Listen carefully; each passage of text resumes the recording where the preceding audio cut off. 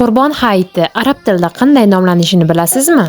Qurbon hayiti arab tilida Eidul Adha deb nomlanadi. Keling bugun sizlar bilan Qurbon hayiti kuni yaqinlarimizni qanday tabriklash haqida o'rganamiz. Birinchisi, Eidul Adha muborak. Ya'ni Qurbon hayitingiz muborak bo'lsin.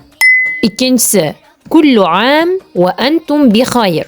Tarjimasi esa har bir kelgan yangi yil siz uchun yaxshilik, sog'lik va farovonlik olib kelsin. Uchinchisi, taqabbalallohu minna va minkum. Alloh bizning va sizning ibodat hamda qurbonliklarimizni o'z dargohida qabul aylasin.